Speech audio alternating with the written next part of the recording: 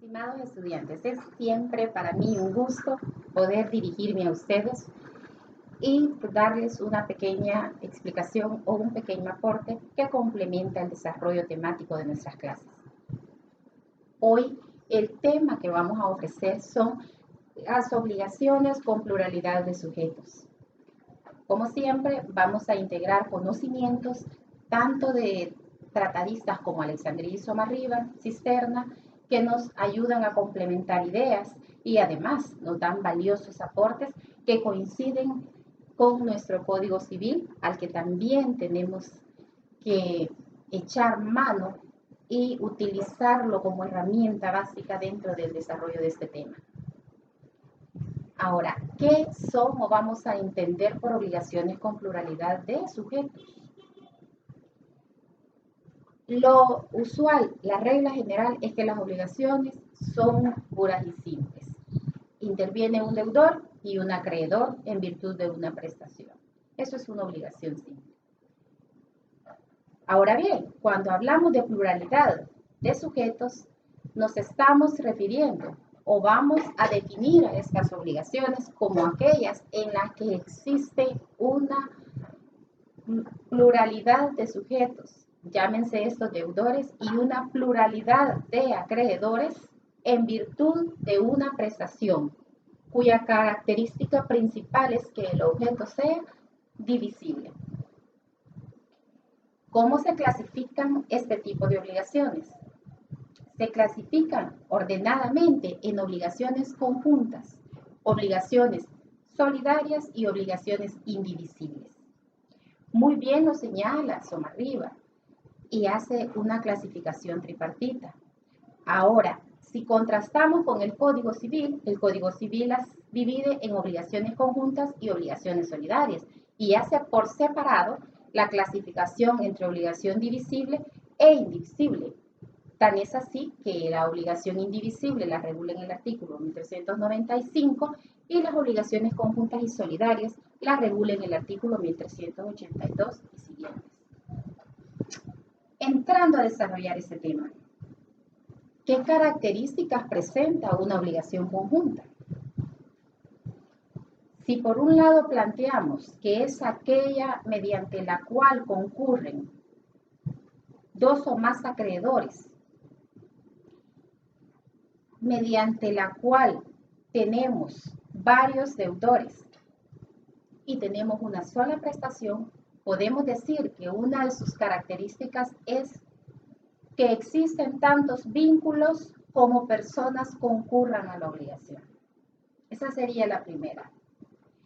2, que existe independencia dentro de los deudores y existe independencia dentro de los acreedores. Esto significa que el pago de uno de ellos no libera a los demás. Esta característica es muy importante porque la prestación está prácticamente dividida. Entonces, el pago de uno no afecta al otro. El pago de uno no libera al otro. A eso se refiere la independencia.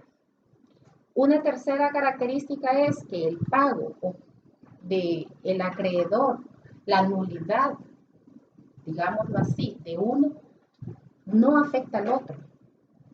Por otra parte, en las obligaciones conjuntas, al tenor de su definición, podemos decir que el acreedor únicamente puede cobrar la cuota de su crédito y no la totalidad. Y quizás otra característica, no por ser la última, es menos importante, es que las obligaciones conjuntas constituyen la regla general dentro de las obligaciones civiles. Subrayemos que es dentro de la obligación civil la regla general. Ahora bien, digo que lo subrayamos porque cuando veamos las obligaciones solidarias, vamos a ver que la solidaridad es la regla general, pero dentro de las obligaciones mercantiles. Ahora, las obligaciones conjuntas, una vez analizadas sus características, podemos decir que la conjunción de dónde nace, que es La conjunción realmente se clasifica el hecho de acudir varios deudores o de estar comprometidos varios deudores y varios acreedores. ¿A qué se debe? La conjunción puede ser tanto originaria como derivativa. Y fíjense bien que la originaria es aquella mediante la cual el sujeto desde el inicio, Soma arriba dice, en atención a cómo nace la obligación, desde el inicio él sabe que hay varios vínculos. Por ejemplo, yo adquiero un préstamo con 2 personas más. Desde el inicio sabemos que estamos obligados los 3 y que a una tercera parte yo estoy comprometida a pagar. Pero ¿qué sucede cuando un deudor muere y tiene 2 hijos que aceptan pagar la deuda? ¿Qué pasa ahí? Allí la obligación, que en un momento era originaria, pasa a ser derivativa. El ejemplo claro de la obligación originaria les decía que es el mutuo, porque desde el inicio yo firmo el contrato, somos 3 acreedores y cada quien queda obligado a 1/3. Ahora, originaria. Ahora, derivativa es aquella que se deriva, que inicia de un modo y se derivan varios vínculos dentro de una obligación. Ejemplo claro, en el caso del heredero, uno era, por ejemplo, el acreedor conjunto y él fallece y sus hijos, eran 4, tienen o heredan ese derecho para poder exigir esa obligación y pasan a ser, ya no eran solo los 3 deudores que teníamos, sino que el que fallece le deja a sus hijos ese derecho queda dividido, ese tercio queda dividido en 4 personas más. Lo que quiero decirles es que las personas a veces se encuentran en una obligación conjunta, no por su propia voluntad, sino por una conjunción derivativa. Ahora bien, ¿qué vamos a entender? Voy a pasar a la segunda parte, que serían las obligaciones solidarias. ¿Qué vamos a entender por obligaciones solidarias? La obligación es solidaria cuando, existiendo varios deudores, cada uno de ellos tiene la capacidad o cada uno de ellos puede pagar la totalidad de la deuda a su acreedor. Una obligación es solidaria cuando, existiendo varios acreedores, cualquiera de ellos puede cobrar la totalidad de la deuda en virtud de la solidaridad, teniendo como objeto una cosa divisible. Señalo nuevamente esta parte porque si el objeto fuese indivisible estaríamos entrando a la tercera clase, que son las obligaciones indivisibles. Entonces, las obligaciones solidarias son aquellas en las que, existiendo varios deudores, cualquiera de ellos puede hacer efectivo el pago y liberar al resto de los deudores. La solidaridad en materia civil debe ser expresa, puesto que les decía que en las obligaciones conjuntas son las reglas generales en materia civil. Por lo tanto, las obligaciones solidarias deberán ser pactadas expresamente en materia civil. Ahora bien, ¿qué características presenta? 1. El pago de uno de ellos libera totalmente al resto de los deudores. 2. El acreedor puede perfectamente exigir la cuota a quien desee de los deudores exigírsela y puede exigir la totalidad a un solo deudor. 3. Existe en la solidaridad una garantía de pago, puesto que los acreedores pueden perfectamente tienen varios patrimonios a quien dirigirse y pueden cobrar su crédito con cualquiera de los patrimonios que ellos elijan. La solidaridad es una ventaja, si queremos verlo así, para la garantía o seguridad del crédito de los acreedores. ¿Qué clases de solidaridad regula el Código Civil? En el 1382, inciso segundo, señala el concepto legal de obligación solidaria. Distinto con la obligación conjunta, que la sacamos de una mera interpretación porque el legislador únicamente define lo que es la obligación solidaria en ese artículo.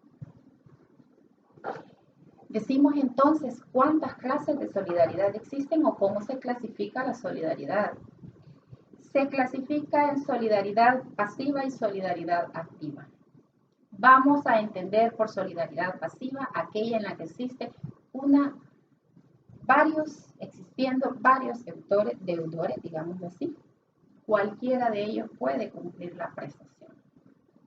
Y existe solidaridad activa cuando existen varios acreedores y un solo deudor y cualquiera de ellos puede exigir el pago de la prestación en su totalidad.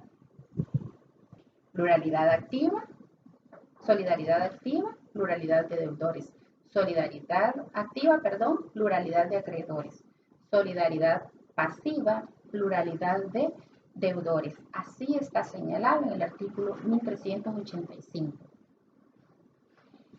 Ahora, con respecto a la solidaridad, quiero aclarar, debe ser expresa en materia civil. Eso significa que debe haber una cláusula contractual que lo señale expresamente.